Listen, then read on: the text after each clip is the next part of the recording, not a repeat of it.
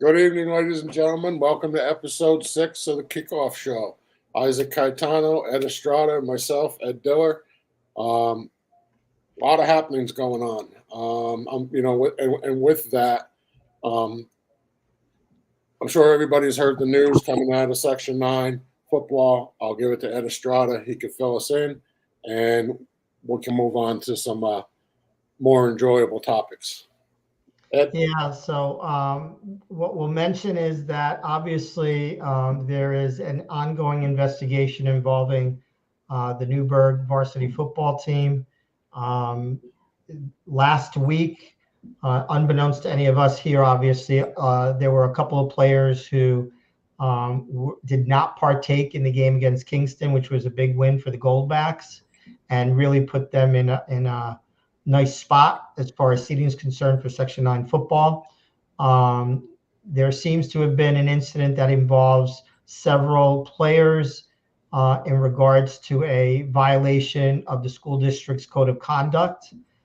There's an ongoing investigation. It does involve several players. I don't know how many.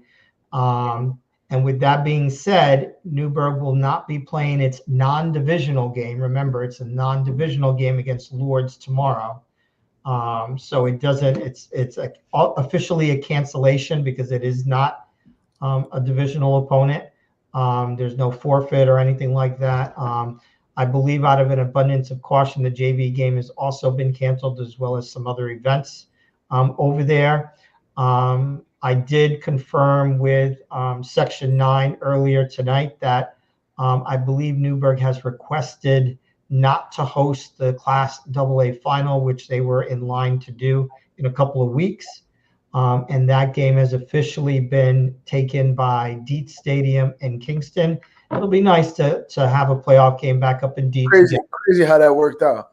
Yeah, and it's brand new and stuff like that. So my understanding is that Dietz has accepted the game, so the Class AA final will be played up at Dietz Stadium in Kingston in a couple of weeks. For those of you checking to see if we know any information about the Newburgh incident, we do not. We know as much as many of you know, which is what the superintendent's statement is in the news media. As far as the remainder of the Newburgh football season, that is up in the air as of right now. It is pending further investigation of the incident. Obviously, I come at it from two ways, as you guys know. Obviously, I'm a big sports fanatic. I'm a big supporter of Section 9 sports, and I always want to see the reason why we do this podcast, right, Isaac and Ed, is because we want to showcase our Section 9 students. So anytime we don't have the ability to do that, it's sad. But putting on my school board member hat, I also understand the fine balancing act that comes with making sure that you communicate to your school district's public what is allowed and what is not allowed, and what the ramifications are that for any actions that are alleged to have taken place and are found to be true. That's the job of the superintendent. There is no right answer in any of these, guys. There's never an answer of we suspend the rest of the season, you're done, or we play out the remaining of the game with whatever players are left. So that's a decision for the Newburgh School District. It's not an easy decision. I'm sure whatever decision's made, half of the population will not be happy with it, and the other half will be fine with it. So we're not going to address that here other than what the ramifications are. And as we talk about the games, the big game, there's a couple of big games this week, obviously. One of them that involves the double A's will be Monroe at Middletown tomorrow evening with the Midi Bears with the unusual spot coming in at 3-5 and still could conceivably, depending about this Newburgh investigation, could be anywhere from a top seed to the 3 seed. Monroe can be anywhere from the top seed to the 3 seed. Newburgh can still come away with a top seed to a 2 seed if things work out a certain way. So I'm sure we're going to discuss that as well as the other ones. But that lays out the information that we know of in regards to Newburgh. So the Class AA championship goes to DC Kingston in a couple of weeks. The Newburgh football season up in the air right now. They will not play tomorrow against Lords. And then the district will make a decision on the rest of the season as the investigation plays out. Yeah, unfortunate incident. Unfortunate that, those not involved are now in the middle of this too. And who knows what happens with their season. Anyway, moving on. A couple weeks ago, actually a couple days ago, we were talking about 2 weeks football scores and picks and stuff like that we had missed that we hadn't written down. I had gone back and I had watched the stream or whatever and got our picks back, what we did and what our rankings were that night or that weekend. Beacon Marlboro was one of the games. Isaac, Ed, you picked Beacon. I picked Marlboro. Here we go. NFA, Kingston. We all went with NFA. You know what, Isaac? I'm just going to get it out of the way right now. Here we go. Just tell them. Port Jervis, Minisink. You guys went with Port Jervis. I went with Minisink. Middletown, Pine Bush. Ed, the two Eds went with Middletown. Isaac went with Pine Bush. All three of us went with Warwick over Washingtonville. That week, Isaac was 2-3. Ed was 3-2. Myself was 5-0. Oh, wow. Now, last week's picks. Let's start going over some, games that we decided or that we had picked last week. I think the first one was Lords and Washingtonville. Ed, you want to start? Sure. I forgot who I picked. You had went with Lords. And I went with Lords. And in that game, let me try to bring it up here. We both went with Lords. Isaac went with Washingtonville. And we had Lords. Actually, no, I'm in the next week. So which I'm a little confused. So Newburgh. Well, this was last week's picks, I believe, weren't they? No, because last week Lords played Goshen. Lords played Goshen last week. All right, then I might be off here somewhere. And I'm sitting here. Yeah. No, last week I wouldn't have done that. Yeah, Warwick. They already beat played Warwick the week of Port Jervis. So I know we missed a week or so of the podcast, so it might be 2 weeks back, and the first game might have been a 3 week back or something like that. Okay. But I know I don't have a Lords Washingtonville. I'm trying to find it. No, that wasn't last week. That was 2 weeks ago. Lords Washingtonville. Correct. Monroe, Pine Bush, Saugerties, Beacon, Cornwall, Middletown, Wallkill, Kingston. Yep. So the week that Warwick, last week Lords played Goshen, right? And then the week before Lords played Goshen. No, wait a minute. I got Lords The week Goshen. before Lords played Cornwall. So I'll tell you right now because I have it here on record online. I got it. All right. You know what? Let's just skip the week. Let's move on. We'll figure it out. I'll have it updated next time. So Friday, October 25th. That was last week, right? Right. I believe so. Okay. So that was Marlboro defeating Beacon. Newburgh beat Kingston. Monroe defeated Valley Central. Warwick beat Washingtonville. Okay. So that was last week's? That was last week. Okay. And then Minisink beat Port Jervis. Also, what was the Monroe Pine Bush? When was that? That was 2 weeks ago. Okay, so that's all right. So 2 weeks, I got them mixed up. Gotcha. All right. So Yep. last week, now, that right. Monroe actually played Kingston 3 weeks ago.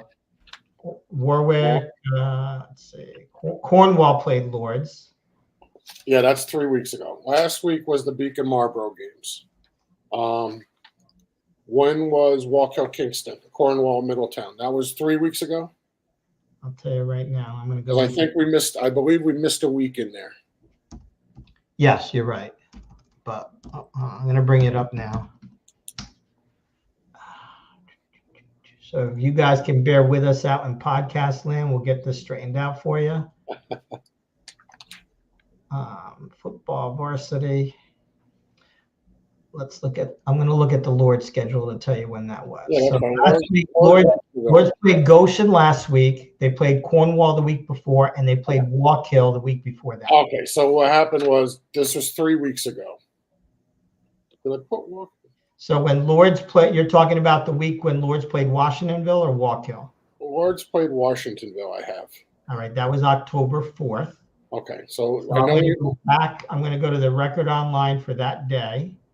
So I think we missed a week or two in there between these games. All right, I'm going to go to record online, and I'll tell you those specific ones. Which week we're trying to find now? We're trying to find the Walk Hill, Kingston, Lords, Washingtonville. Oh yeah, those were. That was October 4th. So yeah, those 3 weeks ago. now I got the date, and now I can go to that date for. Yeah, those were 3 weeks ago. So I think that one we didn't do. We didn't do last Beacon, Marlboro, all that. Those games. No, Beacon and Marlboro just played. That's what just Correct. happened. Right. Correct. That's the stuff we got to go over. Yep. So that's what we're getting into now. So you just want to go over this past week? I want to get the updated rankings and all that stuff, or our rankings out of the way as far as Beacon, Marlboro, and that game, and then the 3 weeks ago where Cornwall, Middletown, and all that, get all them out of the way as well. This way we're caught up. I know we missed a couple weeks of podcast. That's why the schedule and our ranks are all screwed up here. So what I'm looking for is the Lords, Washingtonville, Monroe, Pine Bush. That's 3 weeks ago, correct? Correct. All right, so let's go over that. We'll get them out of the way, so everything can get updated. I think we missed a week or two, and then we followed up with the Beacon Marlboro games last week, and this will catch us up. Right. All right. So Lords, Washingtonville, both Eds went with Lords. Isaac went with Washingtonville. That was a Lords win. Monroe, Pine Bush, we all picked. Saugerties, Beacon, all three of us took. Cornwall, Middletown. Everybody but Estrada took Cornwall. hey, that ended up being. It was a battle. Mm-hmm. That was Middletown. Middletown had the ball in the red zone to win the game at the end. So it was. And then we had Walk Hill, Kingston. I went with Kingston. You guys went with Walk Hill. That week's records, Isaac and Ed, both 3-2. Myself, another 5-0. What's going on here with Mr. Diller? All right. I don't know. So that gets us caught up. He knows some refs. Yeah. Getting tipped off here. Yeah. So that gets us caught up as far as that's concerned. If you want to just have to reflect the right records underneath our names there. Yeah. I don't know. Isaac, what were you? You were with me. Right? I was at 11-4 with you. You were 11-4 with me. Yeah. So we'll update. Yeah, a 2-3 and a 3-2 week. 3-2. So we'll give you a 5-5. Mm-hmm. So that is what now? 16 9. 16-9. Do that right now. And I think I went 3-2 on both weeks. I'm trying to be nice, guys. I'm trying. I'm gonna have to go back to the old days and start picking the favorites here. I'm trying to be nice. Come on. Ed Estrada, we're trying to be nice here. Ed Estrada is behind because he doesn't pick favorites. You're right. I'm trying to be nice here. I pick Middletown every week. So. The difference is you guys are betting with your hearts. Yes, we're betting with our hearts. That's the problem. Yes, that's the problem. I'm done. I'm doing these picks, not betting. I'm betting. I'm doing these picks with my head. Yeah. You guys are doing them with your heart. There's a difference. So Ed Estrada was 3-2 and 3-2, so that's 6-4. So that's what 15-10. Yeah, 15-10. That's 25. And what are your records? Yep, that's 25 for Isaac. And then you went 2-10-0. So you're 5-0. So you're 21-4, right? You're 21-4 on 15-10, and Isaac is 16. Now, and these records are leading up to what we just chose Friday. Correct. Now we're all caught up. This week we're all caught up on where we need to be. So now we can go talk. You want to go back and talk to the games? You want to? Yes. Yeah. Why don't we do that? I'm sure there's. I'm sure Isaac's got a lot to say. Why don't we start off with Port and Minisink, Isaac? All right. Well, I mean, again, so like I said, I'll be honest. I didn't see it coming. I mean, Minisink's a tough team. I probably should have seen it coming. Minisink's a tough team. I just thought Port Jervis would play better, honestly. They shot themselves in the foot early in the game. You know what I mean? Defense stayed alive with 2 red zone stops.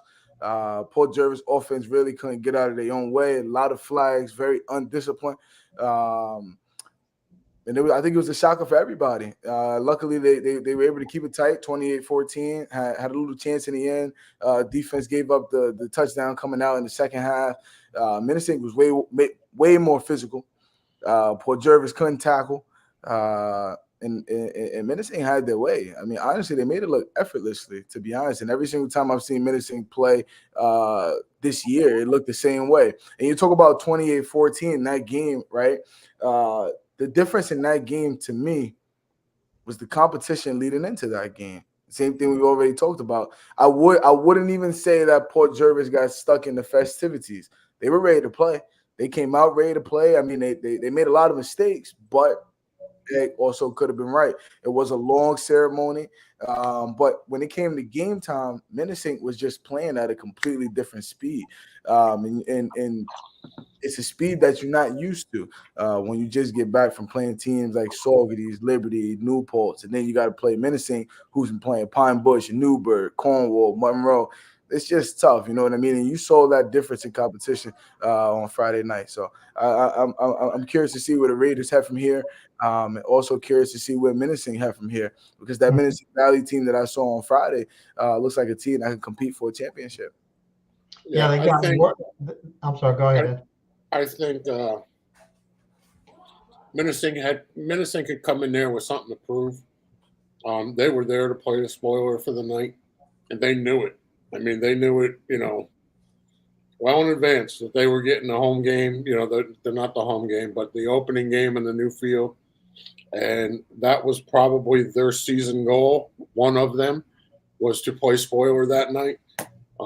But I also believe Port Jervis is going to rebound right back. They got kicked in the rear end, and they don't like it one bit. So I think you're going to see them snap right back and get right back on track to where they were prior to this game. Yeah. I mean, I agree. You got the same confidence. Again, that game there, Port Jervis wants bad so that, like we said before, so that people can respect what they're doing. I don't think anybody doubts that Port Jervis is going to go right back to Class B with a quarterfinal bye, and then the semifinal round and championship round smack up whoever they play. I don't think anybody doubts that. I just don't think any other team in Class B can beat them. They've already been through the gauntlet. However, Marlboro gave them a really good chin check over at their place this year too, beating them 27-13. Aside from Minisink Valley, that's the best competition that Port Jervis saw all year.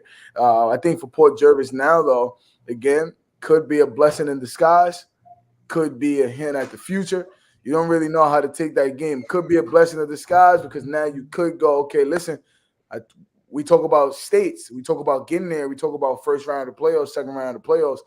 We got to be able to do this first. So maybe those guys rally in that way, or Section 1, again, you run into the same problem. I keep telling people here, you run into the same problem in Section 1. That team that comes out of Section 1 they're proven.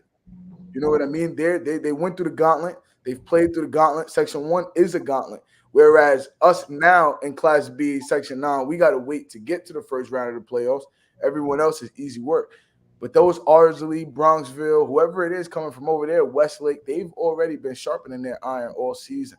So you kind of run into that same problem the first round of the playoff, because Port Jervis, they're going to get 2 teams that people will expect them to walk through. And if they do walk through, you're in the first round flexing your muscles, but that other team just had to take out 2 dominant teams in Section 1 to get here. So you run into that same problem again. And hopefully, again, when you're looking at it on a big picture, on a major scale, about what we're here for, Section 9 entirely, we want everybody in Class B to get to the level where Port Jervis is, so that we can compete on a state level year in, year out. And that goes for all classes. But as far as last week's game, that's how that played out. Minisink just took out, at that point, it was 2 of the only undefeated teams left. And now they're looking to take out the last undefeated team left. Obviously I didn't see the game, but both of you gave warning signs last week. And the warning signs, first of all, Isaac, you've been on, along with Port, some of the other teams as well, trying to figure out, the history of teams in the past, right? Right. We talked about Port. We talked about Warwick. Talked about Wallkill. We talked about Wallkill and, where they get to certain points in the season and then history repeats itself. Yes. And so you've mentioned that all along in regards to Port. Both of you were all over the pomp and circumstance of Gwinnett Field. I think it was homecoming. Was it homecoming? Yeah, so senior night. Senior night. Yep. There was a lot going on, right? And Ed, I remember there was like his last comment of the night was talking about, I don't think Port's going to. He said the highlight was going to be the ribbon cutting. Yeah. Word for word. That's what he said. That's what he said. Let me tell you. Did that, and Port, the Raiders had a chance to shut him down, and they did. Listen. And they wanted to, and they were prepared. Believe me. I still believe that Port Jervis, and I've said it all along, that they'll make noise in the state playoffs. I know that, and looking at a couple of the comments on here that, Port, again, when they face the stiff competition, has a tendency not to, Ed's got one fan. That's all I need. That's all I need. Right? I know I got a bunch of fans out in Middleton. What I'm relying on with Port is the postseason experience of the last few years, and hoping that they know what it takes to beat a Section 1 team. They've been on both ends of a route against a Section 1 team, and they've been close to beating a Section 1 team. And have beaten. So I'm relying on that. I'm going to chalk this one up to the pomp and circumstance more than anything else. And on top of the fact that Minisink's a damn good team. Their one loss this year is to Newburgh, and they had a 14-0 lead in that game. Yeah. So it's not like they lost to somebody off the mat here. The Warriors are a legit team that's going to give Warwick fits this week in their season finale. So I'm going to chalk that one up to the pomp and circumstance of the opening at Gwinnett. I do believe that they'll go through. Now, the other thing you got to worry about now is an off week for Port, right? So the other teams are playing in the quarters, right? The quarterfinal round right now in Class B. Yep, we'll pick those. And Port gets to sit back. So, what does that do to you? Does it give a chance to team to shake that Minisink Valley loss off? Or now does it get them a little bit, cold coming in? Because if you're facing Marlboro, and I believe in that, I don't know, I think in the semis they would face Marlboro, right? No, so they'd get, no, you might be right. So I think they get. So they get 4-5 SPAC and Beacon, and then 3-6. No. So they're gonna get winner of SPAC Beacon. Okay, and then Marlboro will go to Highland. Marlboro will go to Highland if they beat and they win in there. So all right. So So I mean, it's gonna be interesting because you can't. The one thing I will tell you is, should they beat Marlboro? Yes. But Marlboro, if you give them an opening, especially in a final, right? Yeah. If let's say, and all of a sudden the pressure goes against the team that's the favorite and going, what's going on here? Why aren't we ahead? Why don't? And Marlboro has more confidence this year than they've had in the past. It was 27-13. I don't care what happened in the game. I don't care what happened. I don't care what it is.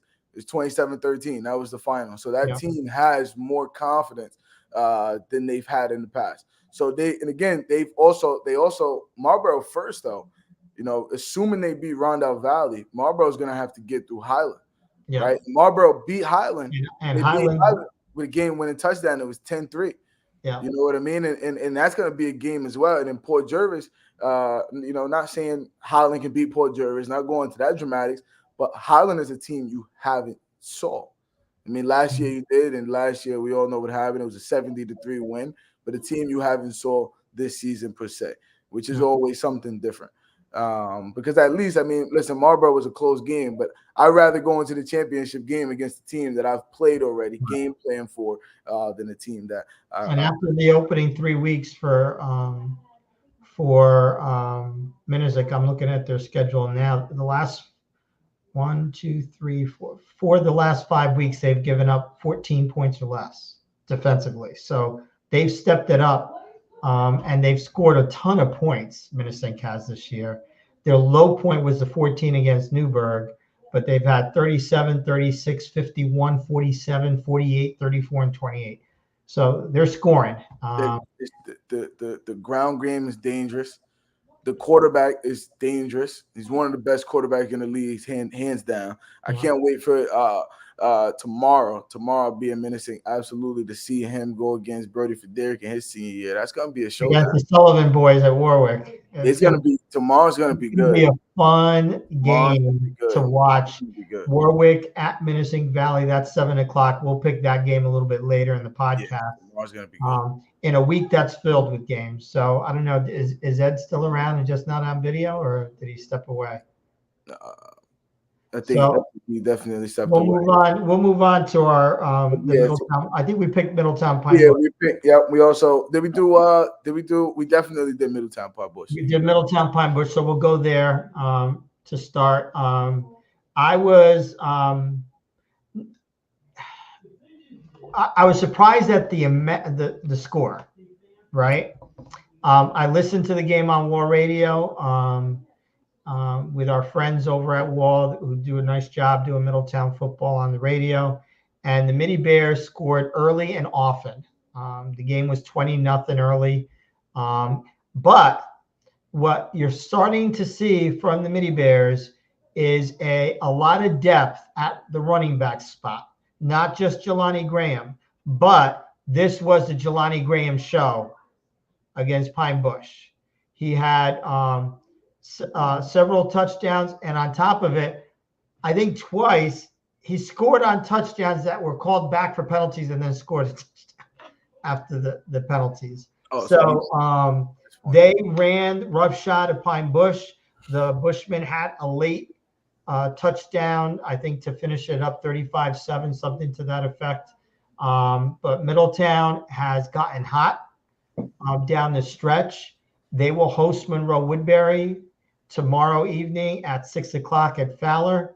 And then the seating implications of that will get talked to. But the big boys in AA did what they were supposed to do this week, and they won convincingly, all of them. Newburgh with Kingston, Middletown with Pine Bush, and Monroe with Valley Central.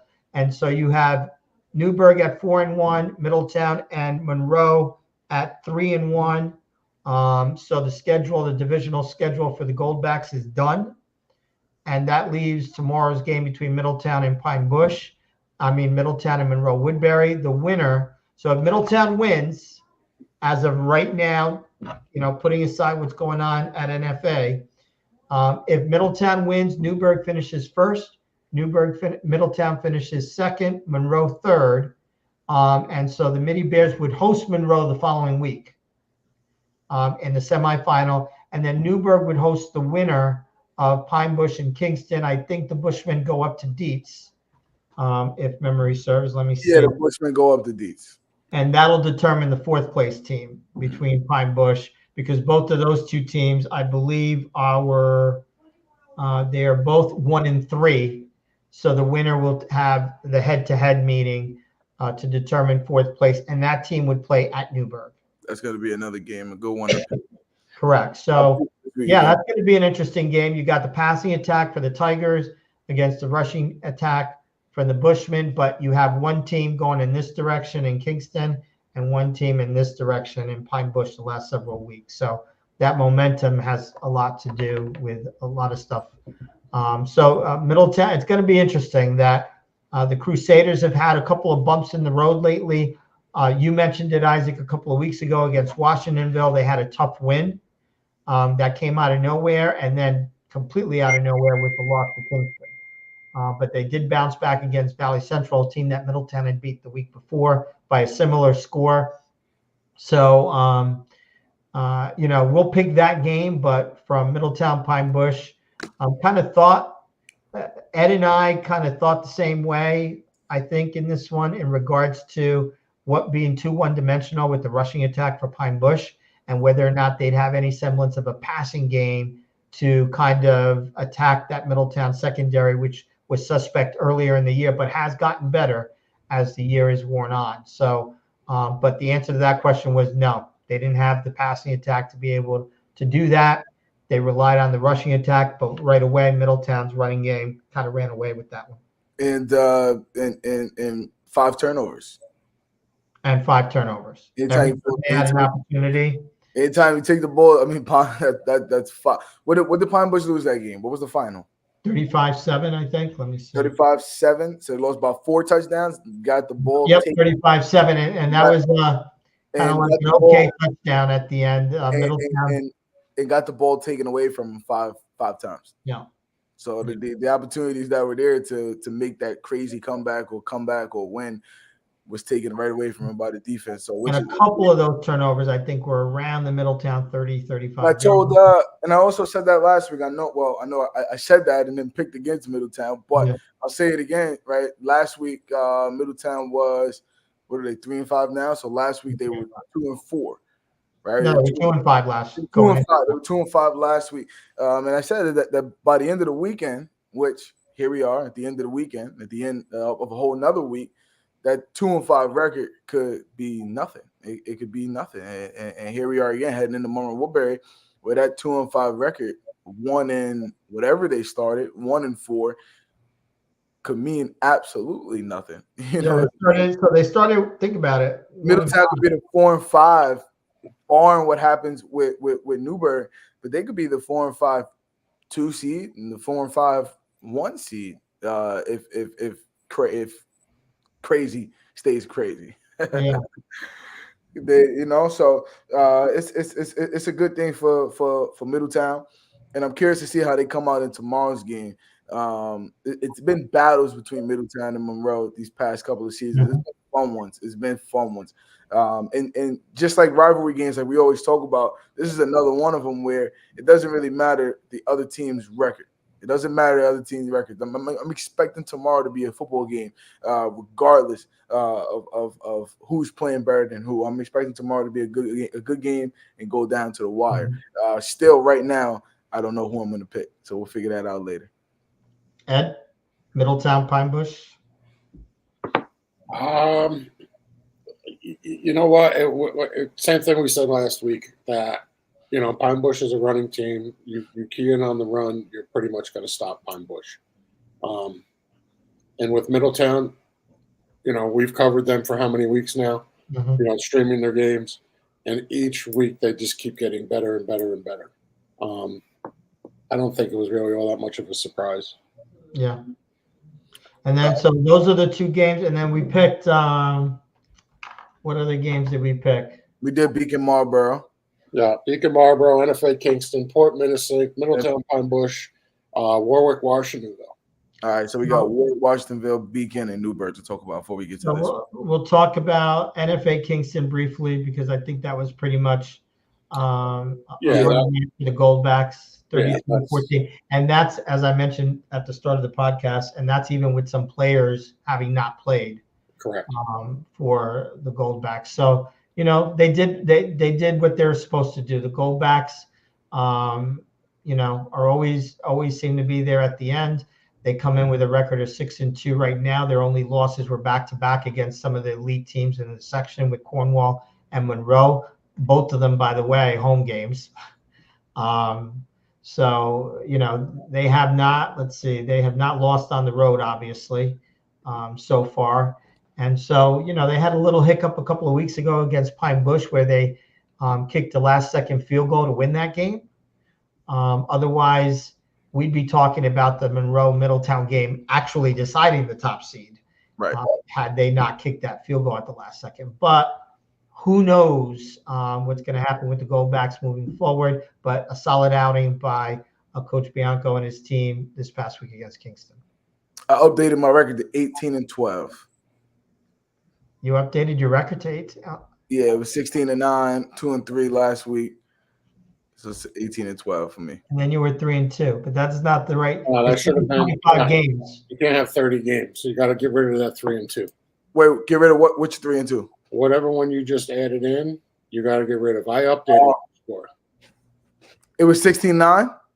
Yeah, you were 16-9. You're a game ahead of me. Oh, I thought it was 16-9. Oh, okay. I thought it was 16-9 leading up to last week. No, I had updated everybody. Oh, okay. Oh, including last week's games. Oh, okay. Yeah. Yeah. So, yep. And Ed, anything on Kingston Newburgh? No, I mean, it was as expected. It's not, there was no surprise there. And then it leads over. We'll talk to the other one because I want to leave Beacon Marlboro to the end so we can have a good conversation about that. But Warwick staying undefeated. Now the only undefeated team with Port Jervis has lost this past week against Washingtonville. They're just taking care of business. And the Sullivan brothers. Washingtonville gave him a good fight, and then Warwick ran away at the end. It wasn't a complete blowout. I saw that one getting updated live throughout the game. I think it wasn't. I think they didn't start to run away until it was 34-28. 34-28, and then Warwick ran away from there. My thing with that game is a great win to Warwick, but momentum for Minisink, because Minisink just shut Washingtonville out 34-0.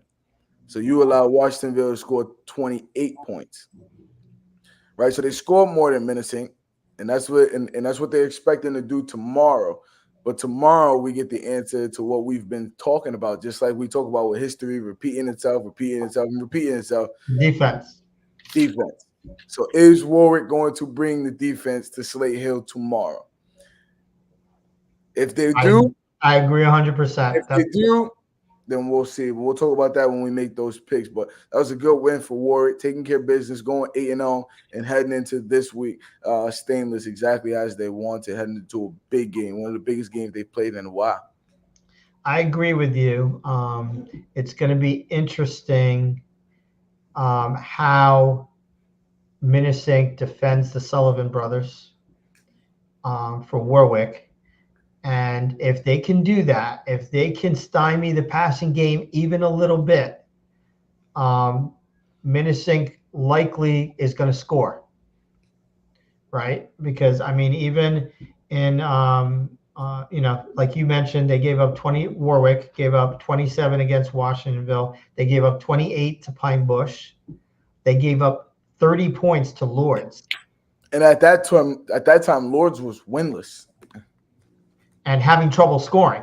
I think only 6 points through the season, no. Correct. Yeah. So it's going to be interesting to see if defensively the Wildcats can do enough to break that Minisink momentum. I think it's going to be a back and forth game, It might go down to whoever touches the ball last. In that one, who's got the. That's one of those when you win the coin toss, you actually take the ball. Yep, you absolutely do. And I guess we could just get into our picks from here. That can be the first one that we pick. Minisink. Yeah. Well, we got another one to finish. I think we've got Beacon Marlboro. Beacon Marlboro, yeah. So right now Marlboro is second behind Port Jervis. In D1. In D1. They're 6-2, 4-1, and they defeated Beacon 21-14 in Beacon. A nice, gritty, hard-fought win for a Dukes team that really going in. You kind of in the back of your mind probably thought Beacon had some momentum here. The program was really. And they and like we said, that's why Ed said, and that's why we're saying here at 16-9, 15-10, because we're picking with our hearts here. And I looked at that game, and I'm just like, that was the game that actually that's the game that made me realize I was picking with my heart right there. You know, Beacon had it all. They were at home. I thought they had the momentum. The season's been going up. They're bouncing back from, I think, a 2-8 season, maybe even worse. And you also got the opportunity, and I hate to say it like this, but you got the opportunity to run away from Port Jervis. You got the opportunity to be the number 3 seed and go through Highland. Okay, Yeah. and this doesn't say anything about Highland, but if your 2 options to get to the championship is A through Port Jervis or A through Highland, I think everybody in Section 9 right now is going to pick to go through Highland. Yeah. And I'm sure that's exactly what Beacon wanted. You get your game against Rondell Valley, who hasn't been playing amazing football. So you'll be anybody, whether it was Beacon or Marlboro, they would have been the favorites to go down and play Rondell Valley, and then Highland next. Now, right, being Beacon and being Spackenkill, now Beacon, unfortunately, after the great season they've had, still has to go onto the road to play Spackenkill. So Spackenkill is going to get a home playoff game, which is something that they probably was expecting, but against Beacon. And Beacon's going to have to go play Spackenkill, and then after they play that game, you know you're heading to another away game. You just got a harder road to the championship, and it'll be against Port Jervis. So it's interesting going into that Beacon Marlboro game, right? Correct. The 2 weeks before, Beacon played O'Neill and Liberty. They beat those teams 39-0 and 58-0. Yeah. Right? Marlboro, the 2 weeks before that game, played Port Jervis and Burke. Lost both games. Yeah. But the level of competition they had to play in the week before they played Beacon compared to what Beacon had played, that says a lot. It's and honestly, if to me, I always tell people this as well. You want the hard road. You want the hard road. You want the hard road, right? You don't want the easy road. This isn't just high school football. This is NBA. This is NFL. This is MLB. The Yankees. Well, I mean, we just got our tail whipped. We had an easy way in. Dodgers had a tough road in, and it made champions. Pressure make diamonds. It's one of the oldest sayings in the book. You know what I mean? You don't. If Beacon flips, if Beacon was coming off Port Jervis Marlboro, they probably would have beat Marlboro had they been coming off with their heads big. And it's the same thing we're seeing happen to Port Jervis. Same thing we see happen to Port Jervis first round state tournament. Same thing that happens to. Not in recent history, we've been doing well, but in previous history, same thing that happened to any Section 9 team that played in the first round of the state tournament. You got to beat up. You didn't play anybody. It wasn't tough there all year. You know what I mean? So now we got to go against these teams when it's different being called a champion in Section 1. It's different being called a champion in Section 4. Yeah, I mean, when you compare last year to Arlington having to play Carmel in their final when Arlington had almost an undefeated season, it does say a lot. But I mean, listen, the Dukes did what they needed to do. They're one of these teams, that have the long range in mind when it comes to. So yeah, we're going to take some big losses against some tough competition, but there's a reason for that. Yes, and I think it paid dividends against Beacon. And defense is also very important at this time of the year. So like we talk about, that was a good game. Go on for the Marlboro Dukes. So before we move on, Ed, to our schedule picks, because I know some people have made a comment as if we had addressed the NFA issue, and we did earlier as the podcast started, just to let folks know and clarify again, their game against Lourdes tomorrow has been canceled, along with the JV game as well. Newburgh continues to do an investigation into an incident that involved several athletes violating the school district's code of conduct. Pending that investigation is when we'll find out what is left of the Newburgh football season, whether or not they'll take part in the playoffs.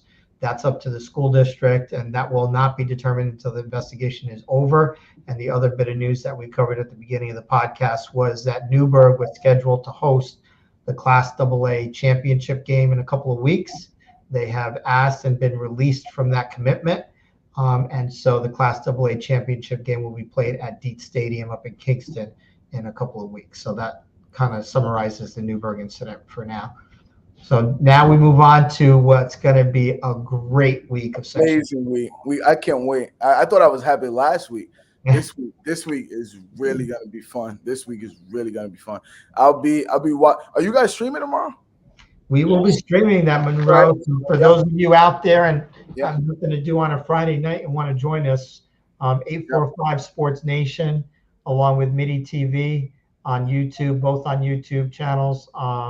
We'll be covering Monroe at Middletown. That game starts at 6 o'clock. It is senior night for the Midi Bears. That game, as of right now, so if Monroe Woodbury wins, they will automatically be the number 1 seed based on their win over Newburgh earlier this year. Newburgh would finish second, Middletown would finish third, and then the winner of Kingston and Pine Bush, with the Bushmen, I think, are up at Dietz this week. The winner of that game is the 4th seed, and they would play at Monroe next week. If Middletown were to win, then Newburgh finishes number 1, Middletown 2, Monroe 3, and again, Pine Bush, Kingston 4. So the Midi Bears would then host the Crusaders the following week, with Newburgh hosting either Kingston or Pine Bush. Now that is as we stand, as we talk right now, but that may change depending on what happens with NFA. And then Section 9 football is going to have to make a decision. Do they then have whoever the number 2 seed become the number 1 seed and get a bye and 3 and 4 play with a trip to the championship? Or do you invite another team in and continue with 4 teams and have 2 really play 5 and 3 play 4, if you get what I mean? So those are the 2 options if Newburgh decides that they're going to not partake in this year's tournament. But as of right now, the Goldbacks are in, and they're going to finish either number 1 or number 2, pending the outcome of Middletown Monroe tomorrow. So do you want to start with that game? Why not? Well, you know where I'm going. So well, I mean, like I said, and I'm going to spur the moment here. Monroe Woodbury coming to town against Middletown. Monroe Woodbury defeating Newburgh, losing to Kingston. I picked against Middletown last week. When I probably shouldn't have. So this is gonna suck having to pick against Middletown back-to-back weeks. But I'm gonna go. This should be the first week I'm picking against Middletown, but it's gonna be the second. I'm gonna go with Monroe Woodbury coming in. I think that the Kingston loss was good for the Crusaders. I don't want to rule them all the way out. I'm going to hope that they learn from their mistake or learn from whatever caused them to lose that game against Kingston. And I'm going to hope that they go to Middletown tomorrow, knowing that the Midi Bears absolutely could beat them. But I'm going to expect Monroe to play good football, coming off a good practice week, coming off a solid win against Valley Central. It was last week. And I'm gonna go with the Crusaders again. Hey, listen, Monroe Woodbury has got to be the favorite here, despite the fact that they're coming into Middletown. But the Midi Bears still, have a lot to prove off of what was a horrible start. They've done a nice job bouncing back from it, and they keep getting better and better, as we talked about each and every week. The question is, have they caught up enough to what Monroe was doing earlier in the year for this to be the type of game? Listen, the one thing that Monroe has that Pine Bush did not have is the ability on occasion to throw the football. And it's not a perfect passing attack in Central Valley, but it has been enough to augment what is traditionally a very strong running attack. And you're always going to get good offensive line play from Monroe Woodbury to open up holes for their runners and provide at least enough protection for their quarterback to maybe try to attack the Middletown secondary. But the Midi Bears have gotten strong. This game will tell you a lot in the first quarter as to whether or not it will be a game through all 4 quarters. Right. If Middletown is in this game at the end of quarter 1, it's going to be a really telling sign, in my opinion. if the Crusaders come out and put up a couple of scores early, it'll be difficult for Middletown. But and why I'm scared from Monroe, I'm still going to stick with Monroe, but I'm scared from Monroe because they've been starting off slow. They've been starting off very slow.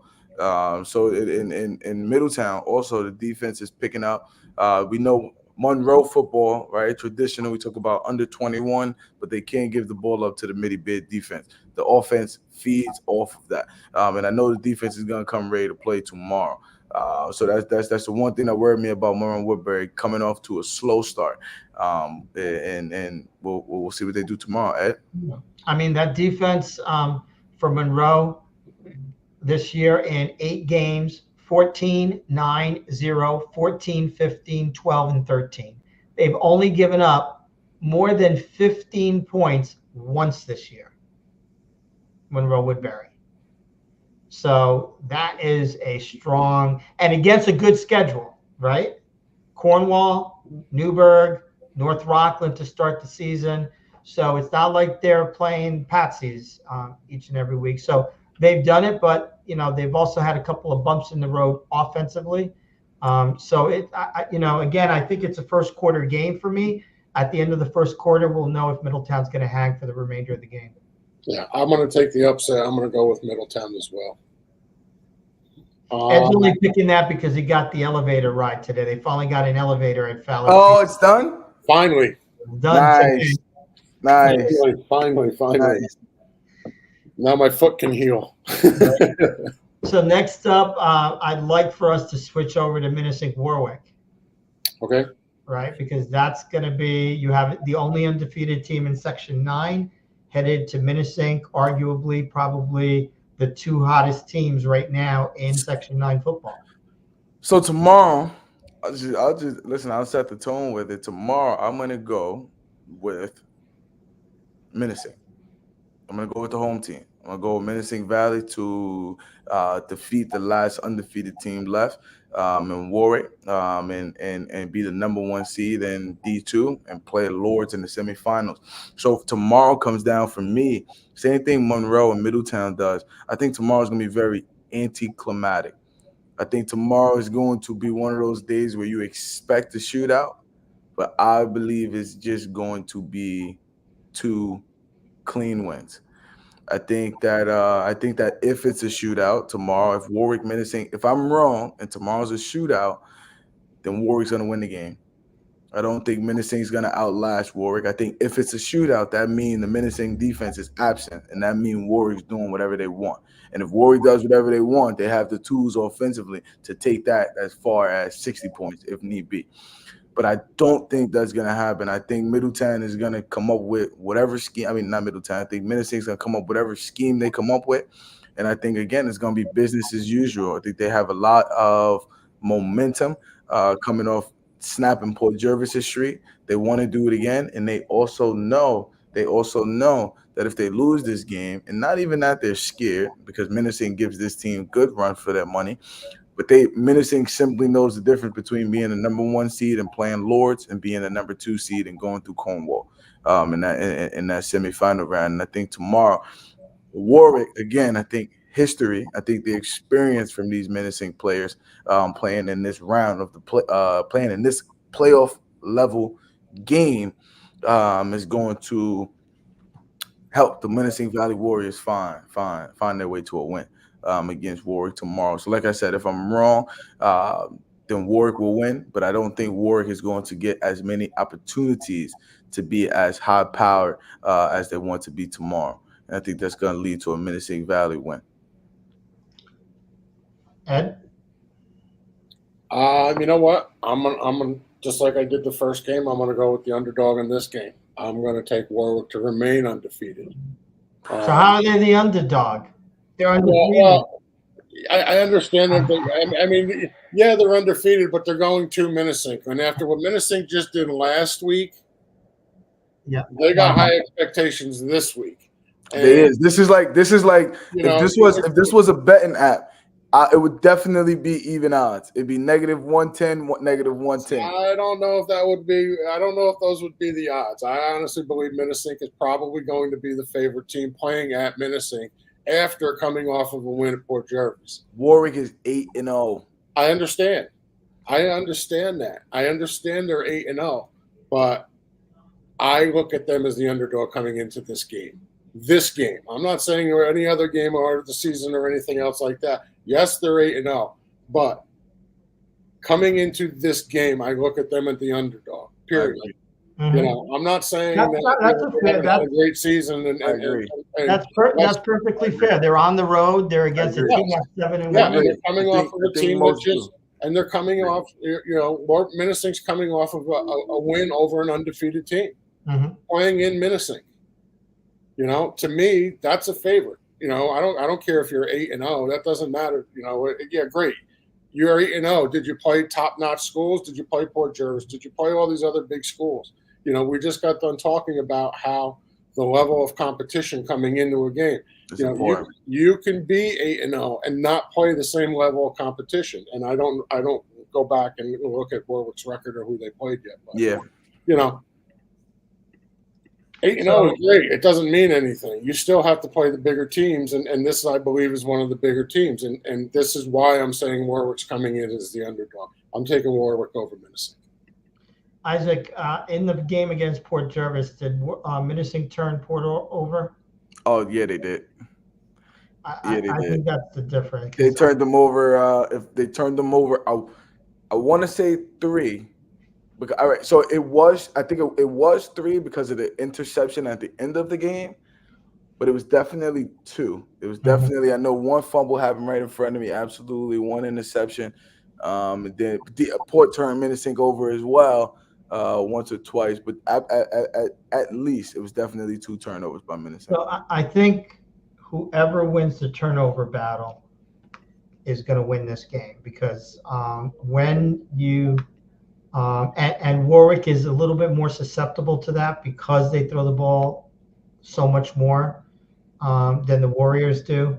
I kind of agree with Isaac. When you get into these games and you get into these playoff games, they end up tending to be a little bit more defensive than offensive, which has been the issue with the Wildcats. And I'm looking at the Wildcats schedule. You know, early on, you know, Middletown was obviously down in week 2 when they defeated them 35-6. I didn't know anything about Wagner. They started off the year 27-8 there. They did give up 28 points to Pine Bush, and like you mentioned, 27 to Washingtonville, and 30 to Lords. At 30 to Lords. So I think Wallkill had a 15-14 lead at the half. Yeah, I mean, if you were going to ask me, so then how does Warwick not come into this game as an underdog? No, they are. I agree with you there. Absolutely. I don't care about 8-0. They're coming in as an underdog. I think Warwick. Well, I think the big question for us has always been, and we've said it all year long. Isaac started the season with: is this really a different Warwick team than past Wildcat teams? It's been hard to gauge that because of some of the competition that they've had. We're going to find out for sure against Minisink. But I think if you had to tell me who's the better team offensively, it's Warwick, in my opinion, offensively. But who is the better all-round team? And to me, it's Minisink. They're better defensively. They're more balanced. I think they're going to turn over Warwick a couple of times, and that might be sufficient enough because it's also going to be who has more possessions, right, Isaac? I would think. Exactly. Whoever gets those extra possessions because of turnovers or 3 and outs or what have you. And I think Minisink has more of an ability to do that than Warwick does. They're going to be able to run better. Yeah, I think I'm going to take the Warriors in this one too. For the second week in a row, take out the last remaining unbeaten team, which they're probably wearing as a badge of honor in Slate Hill right now. So, yeah, and then so that would set up if what we're saying is right. If Ed is right and Warwick wins, that's going to set up a Warwick versus Lords semifinal and a Cornwall versus Minisink semifinal in Class A. And if we're right, that's going to set up a Minisink Lords semifinal, just like last season. In a Cornwall Warwick semifinal, which is something that we haven't seen in some time or ever. So take a look before we get to the playoff games. let's take a quick look at Pine Bush Kingston, only because that's going to determine the last playoff spot for Double A. And we have two teams coming in at 1-3. Overall, Kingston's 3-5. Pine Bush is 2-5. Both coming up against losses last week. Kingston to Newburgh in a rout, and Pine Bush to Middletown in a rout. Start with Mr. Diller. Pine Bush at Kingston. I'm going to take the home team. I'm going to take Kingston only because they're at home. I don't see an exciting game. I just, this is one of those. I don't want to call it a 50-50. Maybe it is a 50-50. I don't see an exciting game. I see a low-scoring game, and Kingston being the home team, I'm going to take them. So I'm gonna agree with Ed, and I'm gonna go with Kingston. I'm only gonna disagree with Ed in the scoring. I kind of see it differently. I think this is gonna be the only high-scoring game here. I don't see Kingston stopping Pine Bush. I don't see Pine Bush stopping Kingston. I'm going with Kingston. Kingston's gonna get the news after this podcast. Probably got the news already because the word travels through ADs pretty quick, but probably got the news already that they have a shot now, just like Newburgh, to play a AA championship at home. And they've already taken out what was the number 1 seed at the time. So I think Kingston already has more momentum than they're supposed to have. So if it's low scoring, Pine Bush should be the ones not scoring. Kingston tomorrow will score no matter what. They're gonna come out. I think they're gonna come out on fire. And I'm gonna go with the Kingston Tigers to beat Pine Bush tomorrow and to secure the 4th seed. And the Kingston Tigers again. Middletown, they took a beating to. Monroe Woodbury, they're probably hoping that Monroe wins tomorrow so that they're the number 1 seed and they could take another crack at Monroe Woodbury, because obviously that's a team that you beat and you'll be prepared to go to the Class A finals. Yeah, and you just lost to Newburgh. And you just lost to Newburgh. So, yeah. So a lot of variables still with the goal back situation. I agree with both of you. I think Kingston comes out on top here. I'm going to say that this one's not even going to be close. No. Yeah, I don't think so. It's Kingston blowout? Yeah, I think Kingston blowout. And the reason why is because, and remember, I was a backer of Pine Bush early on. We both were. So it's not that I just, there's not good signs coming out of Pine Bush right now. The fact that Kingston's strength, right, has been they have a pretty good passer. He can throw the football. They can catch the football. But what's concerning to me is Pine Bush gave up so much yardage on the ground.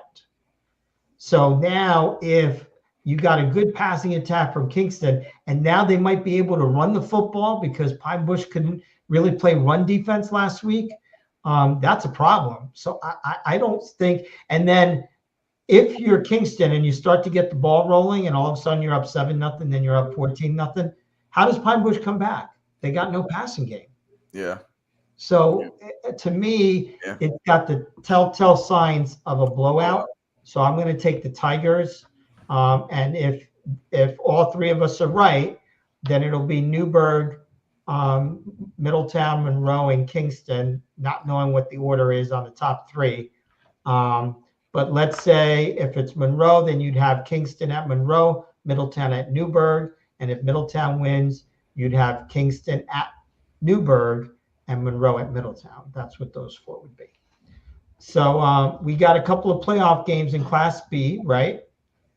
And so we've got, I think, Beacon is where? Spack and Kill. Spack and Kill, and Rondout is at Marlboro. At Marlboro. So why don't we look at Marlboro Rondout first, Isaac? Yep. I mean, again, I'm right here. I'm gonna go with the Dukes. It's a possibility. Give me 1 second. It's a possibility that these two might have played. No, they didn't play. This would be the first time they see each other. But yeah, I'm gonna go with the Dukes here. Dukes play good defense. I don't think this one will be close by any means. I think Marlboro hopefully not too much, but I think Marlboro is looking ahead at Highland and making sure that they get to the Class B finals. I don't think Rondout has enough to beat Marlboro. I just think that Marlboro is a better team here. I don't really think it's much to say beyond that. So, shout out to Rondell for making it this far. 8-man last year, number 6 seed in the Class B playoffs this year. So I don't want to take anything away from Rondell Valley. I just think simply, obviously, Marlboro, they've been here a while, and they're the better team. Yeah, I agree 100% with that. I'm going to take Marlboro as well. I don't think they're looking past Rondout because you have to get through Rondout to get to Highland. So I think, they got their focus on Rondout. They'll handle Rondout, I believe, easily as well. And then deal with Highland when they need to. Yeah, I'm going to go with Marlboro as well here. So it'll be a clean sweep on, at least from this podcast, Marlboro. And then one that's going to be a lot more difficult to pick than we probably think. Beacon is at Spack-and-Kill. Both teams coming in at 6-2, and Spack is 3-1 in the division. Beacon 3-2. This one I like this game a lot. I think most people are gonna go with Beacon, and I'm probably a part of most people as well. But Spack-and-Kill is going to play a good game. They're going to show up. They're home. It's going to be packed. It's going to be a playoff game, so everybody's better under these conditions. It don't matter how bad or how worse you are. Rondout Valley will be better because it's a playoff game. But I'm going to go with Beacon here. I'm going to go with Beacon, and I'm going to go with the Beacon-Port Jervis semifinal. I think, like I said, I think Spack's going to play good football. They got a good quarterback. They got some seniors over there, guys who's playing for the last time. Beacon does as well. I think Beacon's going to ride the momentum that they've been playing with all year. I think this is another game that's going to come down to the competition that you've been playing all year. Beacon's coming off a loss to Marlboro. They're coming off a 7-point loss to Marlboro. Marlboro defeated Spack-and-Kill 39-3 to open up the season, which is a very early Spack-and-Kill. So not the Spack-and-Kill that Beacon's going to see tomorrow, but still a good sign that Beacon should be in control tomorrow. Yeah, I'm going to agree with you. Pretty much everything you said, and I'm going to take Beacon as well. And I agree as well. The other score that's kind of related, again, it was an early Spack-and-Kill. Spack defeated O'Neill by 7, 20-13. Beacon recently beat O'Neill 39-0. So, now you played Spack a couple weeks ago. Yeah, I had Spack-and-Kill as well. Well, I don't want. Yeah. No, but at least you've seen Beacon play, and now you've seen. Right. I've watched Beacon on film. I've played Spack in person. Spack-and-Kill. I mean, what I can say is, they were better in person than what I thought. I thought we were going to go there and beat them, but that didn't happen. But we'll see what they do tomorrow against Beacon. Okay, so that handles our Class B semis. And I'm not sure if there's anything else that we want to look at here. No, you got a crossover with VCFDR. You got the last league game, Goshen Wallkill. Then you got Washingtonville Cornwall non-league. Is there playoff implications in that Wallkill Goshen game? No, that's done. They're eliminated. All right. Yeah, they're eliminated. That's done. Let's wrap it up. Number 1 seed Cornwall, Lords number 2. And Burke? Yeah, Burke's playing a crossover this week also. All right, New Paltz, yeah. Okay. Yep, we can wrap it up, Ed. Okay. We're gonna do that. We'll wrap it up. If you guys are around tomorrow night, Middletown, Monroe, live on 845. Are you playing tomorrow? No, so I'll be going from practice. I would have came with you guys, but you guys gonna cover it. I'm gonna actually be watching you from Minisink. While Minisink play. Oh, so you can give us updates. Right. So I'll cover Minisink Warwick, update you guys, and then I'll be watching you guys from Minisink.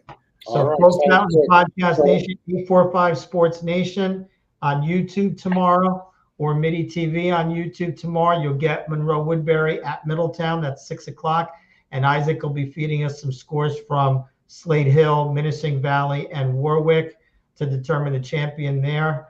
In D1 Class A, and that game starts at 7, I think, right? Yeah. All right, cool. Good luck to everybody else, and folks, keep tabs of the news. If you want any updates on the Newburgh situation as that unfolds over the next 7 days, that'll determine how Section 9 is going to handle the Class AA playoffs that start next week in the semis. So, All right. Sounds good, everybody. Thanks for coming. Thanks for watching. Thank you guys for being here. And we'll let you know the next show. All right, guys. night, guys.